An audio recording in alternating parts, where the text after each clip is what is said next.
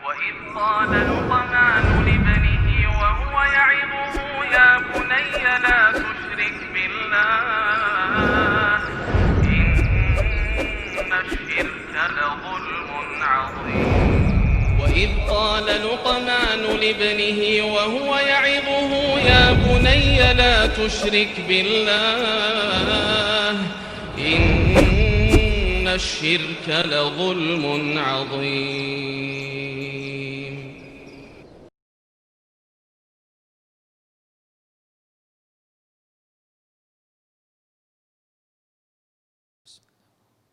Assalamualaikum warahmatullahi wabarakatuh.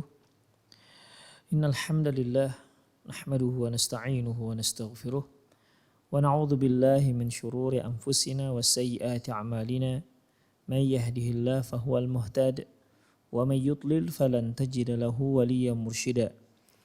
Asyhadu an la ilaha illallah wahdahu la syarika lah wa asyhadu anna Muhammadan 'abduhu wa rasuluh alladzi la nabiyya ba'dah.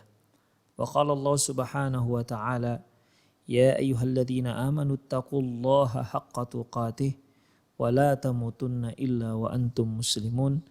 Ya ayyuhalladzina amanu taqullaha wa qulu qawlan sadida yuslih lakum a'malakum wa yaghfir lakum dhunubakum wa man yuti'illaha wa rasulahu faqad faza fawzan 'azima.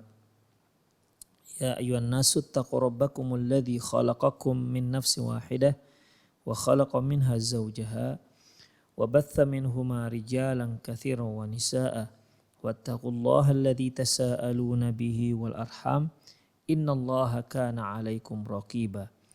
Amma ba'du, inna astaqal hadithi kitabullah wa khairal hadi hadi Muhammad sallallahu alaihi wasallam wa syarrul umur muhdatsatuha wa kullu muhdatsatin bid'ah wa kullu bid'atin dhalalah wa kullu dhalalatin finnar. Para pemirsa Rosyad TV dan para pendengar Radio Medan Mengaji dimanapun Anda berada, alhamdulillah kita jumpa kembali di serial Tanya Jawab seputar anak, di mana kajian yang lalu kita telah bahas sistem reproduksi yang ada pada wanita, karena dengan memahami sistematis tersebut kita akan membicarakan terkait dengan masalah bayi tabung atau bahasa kedokterannya inseminasi.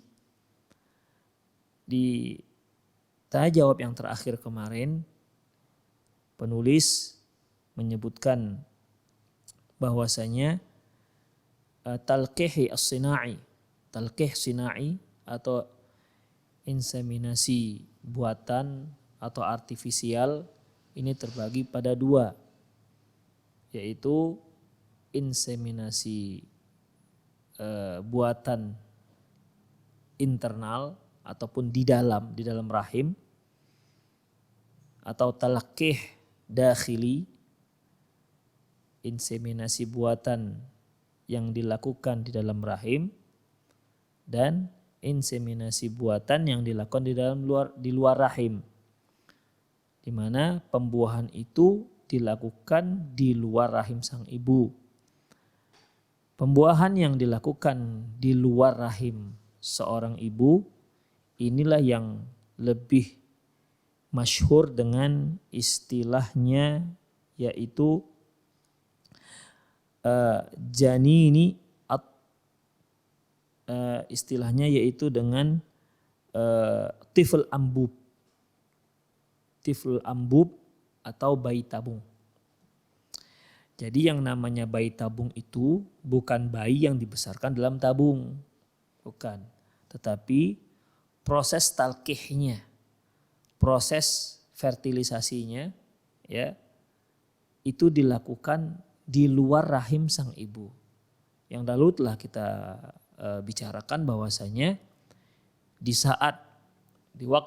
waktu ovulasi ovarium memproduksi ovum, indung telur, memproduksi telur dari rahim wanita, dia akan berjalan, dia akan menyelusuri tuba falopii, ya, atau leher rahim. Kemudian di ujung itulah dia akan bertemu dengan sel spermatozoa. Ketika salah satu dari ribuan sel spermatozoa itu menembus sel telur, maka terjadilah pembelahan-pembelahan sel dan jadilah embrio. Ini kan proses ini terjadi di dalam rahim. Proses ini terjadi dalam rahim. Tapi kalau untuk bayi tabung itu bukan dalam rahim, itu dilakukan di luar. Di mana diambillah sel telur sang ibu, kemudian diambil juga sel sperma dari si ayah, kemudian proses inseminasinya itu di luar, ya, di luar. Jadi disuntikkanlah sel spermatozoa itu ke dalam sel telur. Setelah diperhatikan mulai berkembang, terjadi pembelahan sel, berkembang selnya, barulah kemudian diletakkan di dalam rahim sang ibu. Nah, itulah dikatakan yang masyhur dengan tiflul ambub atau bayi tabung. Tapi sekarang akan di sini dalam soal berikutnya, ma hiya ahamul asbabud da'iyah litalqihis sina'i. Apakah faktor yang terpenting mengapa seorang itu melakukan proses inseminasi buatan, ya. Kemudian di sini penulis menyebutkanlah beberapa sebab, ya tentunya ini dalam tinjauan bidang kedokteran, ya, dalam ahli medis. Beliau ada menyebutkan penyebab-penyebabnya. Baik. Kita nggak bahas ini karena ini pembahasan yang terkait dengan kedokteran, ya. Karena kita akan fokuskan nanti yang terkait dengan hukum Islam. Boleh dan tidak bolehnya dalam sisi syar'i. Kita lompat saja ke soal berikutnya, yaitu ma hiya mahadhir talqihis sina'i. Apa saja larangan-larangan di saat proses inseminasi buatan? Apa saja yang harus perhatikan? Apa saja larangan yang harus dihindari? Sesuatu yang dihindari, yang wajib untuk dijauhi ketika melakukan proses inseminasi buatan atau inseminasi artifisial. Baik. Jawabnya, ad-intishar at-talqih as-sina'i wa khasatan fi biladil gharb man yasiru fi falakiha ila majmu'atin min al-masyakil akhlaqiyah wa ijtima'iyyati al-marfudati ladayil muslimin. Tersebarnya praktek-praktek inseminasi buatan ini, ya, di berbagai belahan dunia, terutama di negara-negara barat, yang akhirnya menimbulkan banyak masalah seperti masalah dekadensi moral dan masalah sosial, di mana masalah tersebut tidak bisa diterima oleh kaum muslimin, artinya tidak sesuai dengan syariat kaum muslimin. Ahammuha, yang terpenting dari masalah itu semua, yaitu, ya, yang terpenting artinya ada hal-hal yang memang dilarang dalam Islam. Ya, bagi negara-negara Eropa yang bukan muslim, mungkin bagi mereka ini bukanlah satu hal yang terlarang.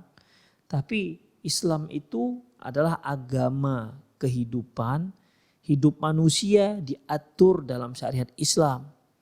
Dari mulai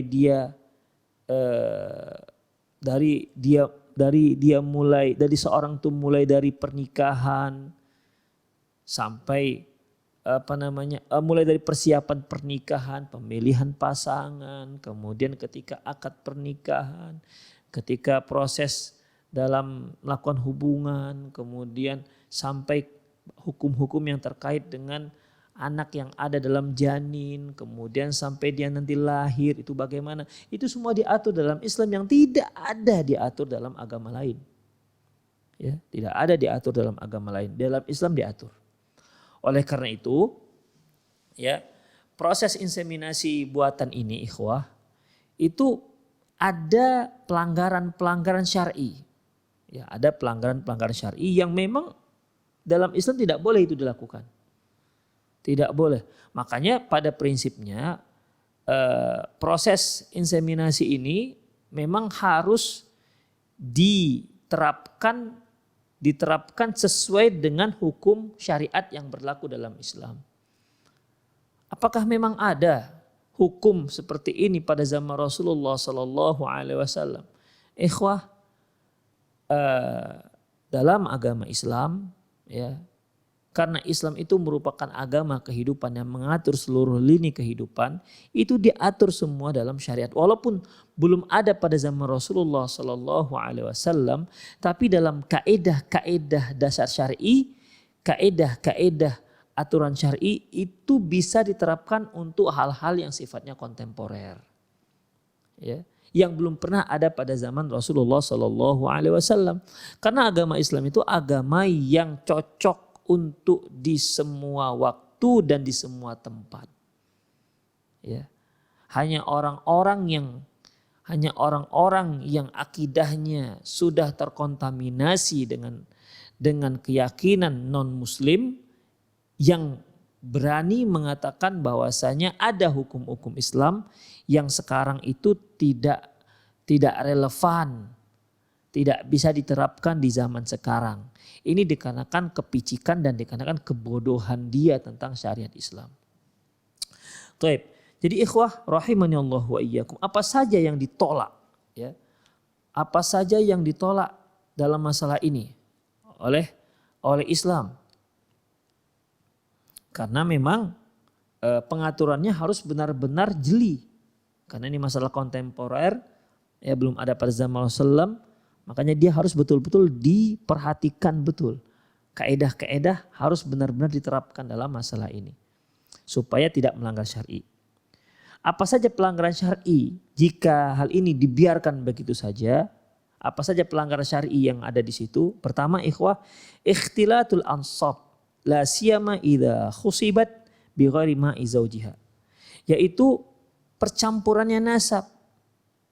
Terutama kalau air sperma yang diambil itu, yang dijadikan bahan untuk proses inseminasi itu bukan dari air suaminya.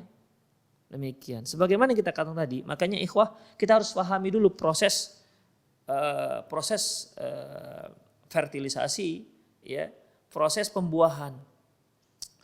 Makanya juga kita harus pahami juga ada proses inseminasi buatan di dalam rahim maupun di luar rahim, supaya nanti berikutnya kita bisa lebih memahami. Baik, karena proses inseminasi ini penyuntikan sel spermatozoa ke dalam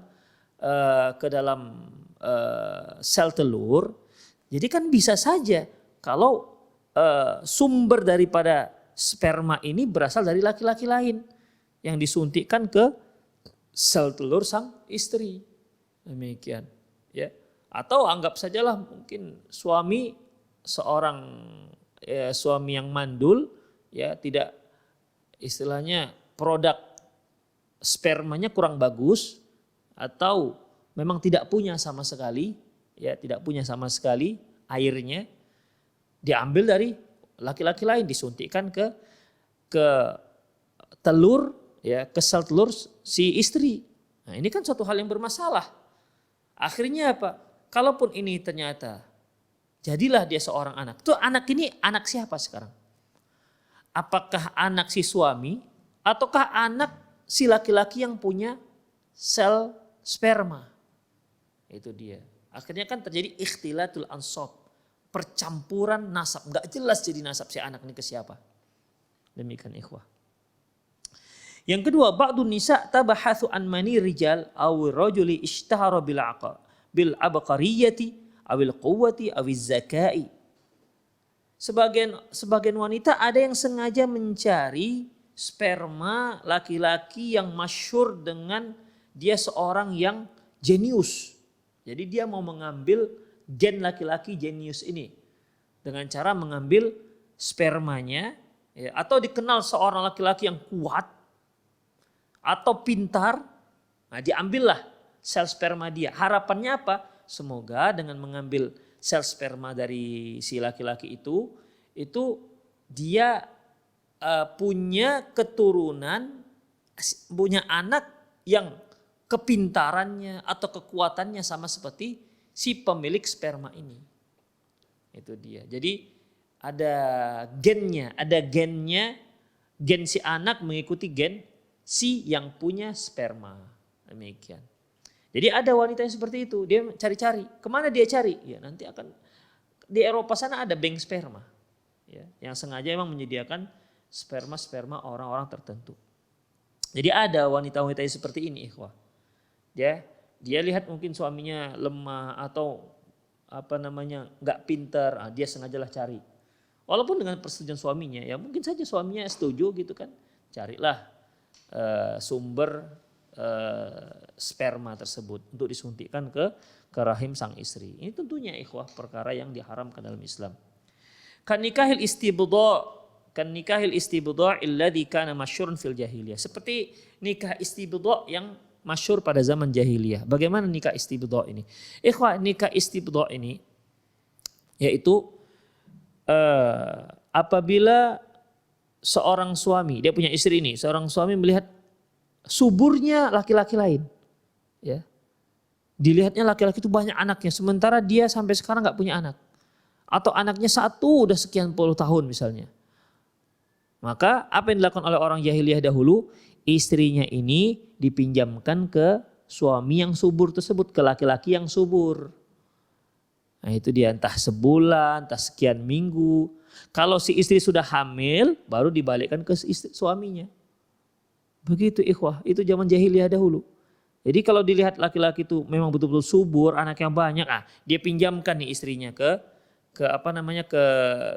si laki-laki tersebut. Kalau sudah hamil si laki-laki, baru dia balik ke suaminya. Ini kan seperti hewan ikhwah. Ya, seperti hewan. Kalau seorang sekarang punya kucing Anggora dan segala macam, biasanya dipinjamkan di kucing. Kalau dia betina yang memang sudah waktunya untuk kawin, ya boleh bercopotan, berguguran bulunya, ini berarti waktu kawin nih, begitu. Dipinjamkan ke jantan yang lain. Ya begitu ikhwah. Ini tidak ubahnya sama seperti hewan. Nah, itulah yang dilakukan oleh orang-orang jahiliyah dahulu demi untuk mendapatkan anak dan keturunan. Itu ikhwah. Hanya saja sekarang itu modelnya lebih kontemporer, yaitu bukan mereka melakukan hubungan secara natural, secara biasa, ya, tapi ini dengan cara menyuntikkan sel sperma ke sel telurnya si istri. Ini jelas tidak dibolehkan. Karena apa? Jelas akan menimbulkan permasalahan dalam nasab, membuat ketidakjelasan dalam nasab. Nomor 3, syuyu'ut tijaratil mani wa insya'i bunuki mu'addadatan lidzalik. Mulai tersebarnya jual beli sperma, ya, mulai semaraknya jual beli sperma dan diadakannya bank-bank untuk sperma. Jadi bank ini memang sengaja dibuat untuk mengambil sperma orang-orang yang mungkin dianggap hebat, yang dianggap jenius. Kemudian diawetkanlah sperma itu di bank tersebut. Demikian ikhwah. Ya. Sehingga kalau ada perempuan-perempuan yang sebagai yang nomor 2 itu, mereka beli dari sini. Beli sel sperma dari sini, kemudian disuntikkan ke rahim dia. Wa bunukul ajinnah al-mujammadah, demikian juga munculnya bank-bank janin yang frozen. Jadi si janin ini saya juga nggak ngerti, janinnya dibekukan, Allahu a'lam maksudnya apa? Fungsinya di sini mimma qad yantaju anhu talqihil maharim kama sayati bayanhu. Yang mungkin janin ini juga munculnya itu hasil daripada proses fertilisasi atau inseminasi buatan yang haram. Artinya entah siapa yang punya. Telurnya entah telur siapa, sel telurnya entah dari wanita mana, sel spermanya juga entah dari laki-laki mana. Demikian ikhwah. Itulah nomor 3. Nomor 4, ya, hal-hal yang memang terlarang ikhwah. Tahawwalan nisa'u ila wad'i yushbihul abqar. Dengan perlakuan seperti ini, wanita tak ubahnya nanti seperti sapi. Ya. Haitsu yutimmu talqihu mi'ati minan nisa'i bima'in rajulun wahid haitsu annal ma' manihun wahidan. Di mana ratusan wanita bisa melakukan proses inseminasi ataupun proses fertilisasi, proses penyuntikan sel yang berasal dari sperma satu orang. Itu. Jadi dari ratusan wanita, mungkin dari sperma satu orang laki-laki ini bisa disuntikkan ke ratusan wanita. Ya, ini kan sama seperti sapi, ya. Sapi itu ada yang dengan cara disuntik baru dia hamil, ya. Ada yang memang dia didatangkan jantannya, begitu. Didatangkan jantannya, kemudian jantan inilah yang menghamili si sapi betinanya. Tapi ada juga dengan cara disuntik. Suntik ini kan dari sapi-sapi, biasanya dari sapi-sapi unggulan, ya. Dari sapi-sapi unggulan yang memang sudah dimaklumi, sudah terkenal kekuatannya, besar badannya, begitu, kesehatannya. Jadi diambillah spermanya si sapi ini disuntikkan kepada si betina dengan harapan si anak yang lahir nanti akan menyerupai sapi yang punya sperma tadi. Itu ikhwafidin. Dan itu diperlakukan kepada kaum wanita. Itu apa bedanya sapi dengan wanita jadinya? Makanya Islam melarang. Kemudian ikhwah rahimanallah wa iyyakum. Ya, dan ini biasanya yastakhdimu litalqihi mi'atul mar'a fi bunukil mani kama yaqul al-ikhtisas. Jadi spermanya ini diambil dari bank mani tadi, bank sperma tadi. Ya, di negara barat katanya sudah ada bank sperma, tapi nggak tahu kalau di Indonesia ada apa enggak. Yang kelima, ba'dun nisa yutimmu talqihinna bima'in zawjiha ba'da wafatihi wa dzalika hirsan 'ala iktisabil irth aw hubban fi zawjiha al-qadim. Sebagian wanita ada yang melakukan proses inseminasi ini dari sperma suaminya yang sudah wafat, yang sudah meninggal. Jadi suaminya sudah meninggal, tapi dia tetap bisa hamil. Nah, itu dia. Jadi suaminya meninggal, namun dia tetap hamil. Itu bagaimana caranya? Ya dengan cara proses inseminasi tadi.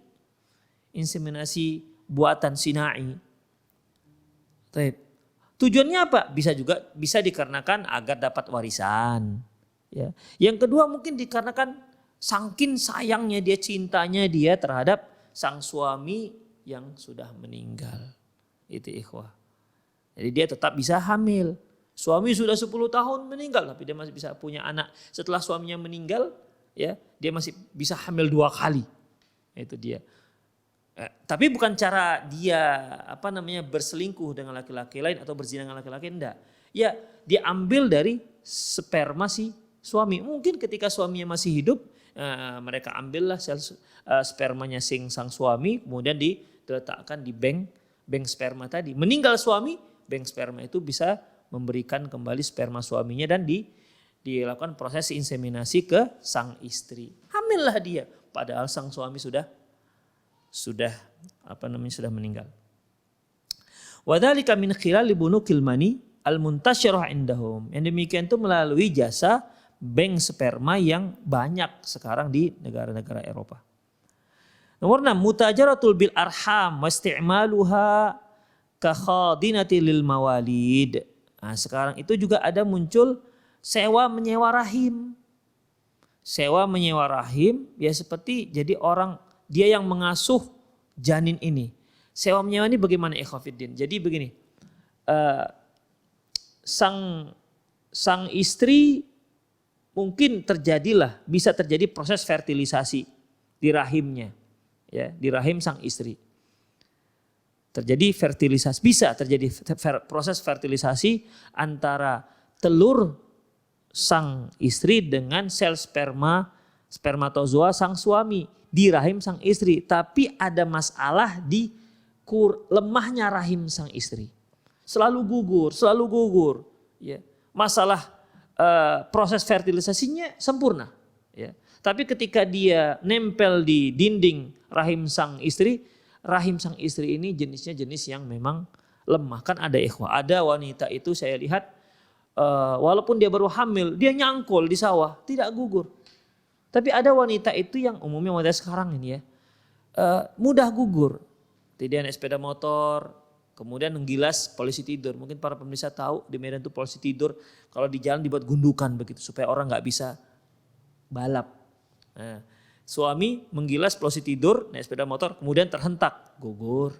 Jadi ada rahim itu bahkan sudah dijaga tetap gugur. Ada yang jenis seperti ini. Sehingga orang-orang Eropa itu ada mereka punya wanita-wanita yang memang menyewakan rahimnya. Itu dia.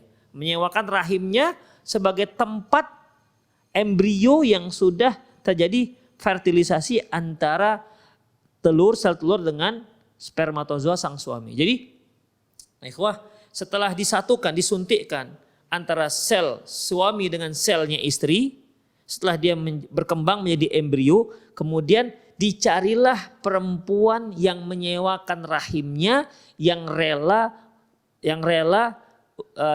dia rela untuk diletakkan embrio hasil fertilisasi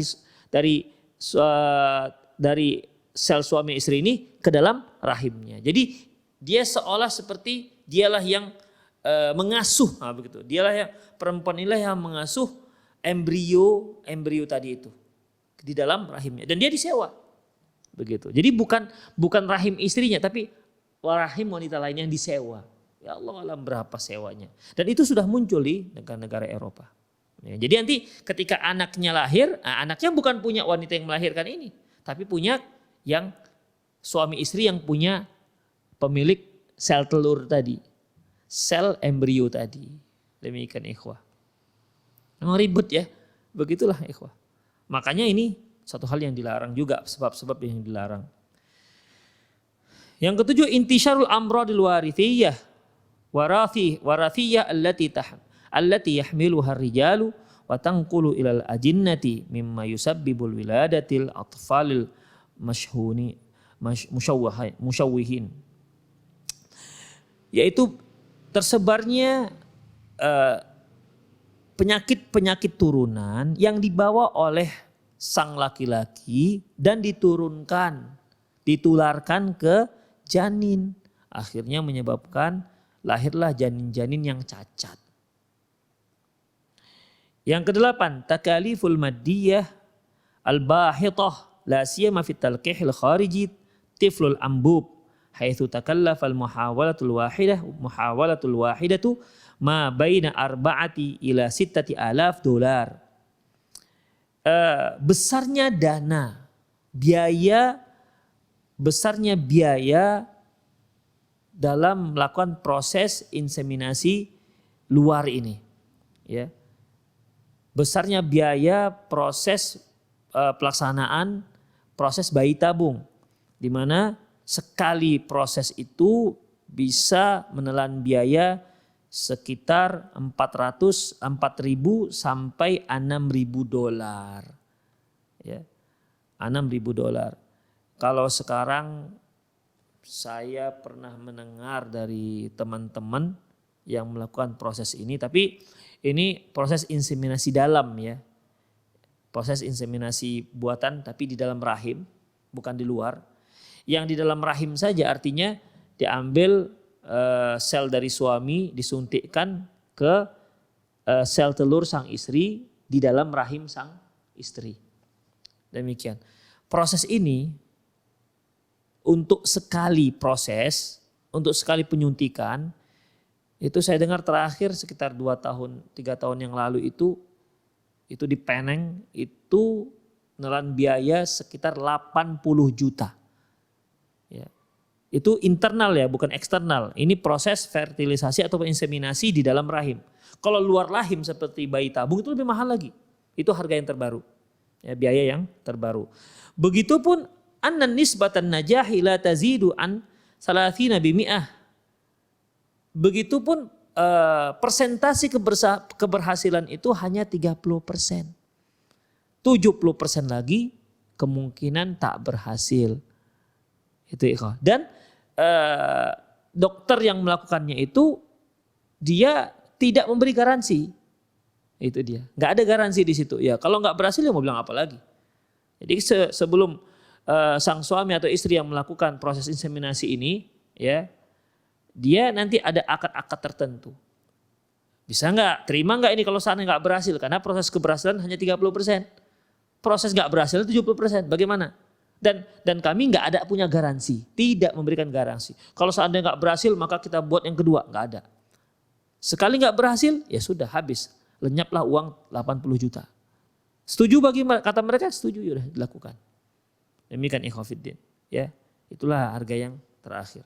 Nah, itu yang inseminasi dalam rahim. Bagaimana kalau yang luar seperti bayi tabung ini? Tentunya lebih mahal lagi, ikhwah rahimani Allah wa iyyakum. Fi ahsanil marakiz alamiyah itu pun dilakukan, ya harga ini pun dilakukan di rumah sakit yang yang terhebat lah begitu. Ila dzalika min maharil la yunasibu maqam dzikruha, dan larangan-larangan syar'i yang lainnya yang tentu tidak kita jelaskan di sini bukan di sini tempatnya. Jadi intinya ikhwah, inilah 8 hal yang muncul yang harus diwaspadai oleh mereka-mereka yang melakukan inseminasi buatan ini, ya. Karena akan muncul ini. Jadi keberhasilan para dokter ahlinya dalam masalah ini juga harus memperhatikan hal ini. Nggak boleh sembarangan. Karena kalau itu dibiarkan merebak tanpa aturan syar'i, maka beginilah jadinya. Ya, nggak tahu ini anak siapa, ini sperma siapa, ini telur siapa, emaknya yang mana, emaknya yang sebenarnya yang punya telur apakah yang melahir, nggak ngerti kita. Demikian, makanya hal ini dilarang dalam Islam. Demikian ikhwah rahimani Allah wa iyyakum.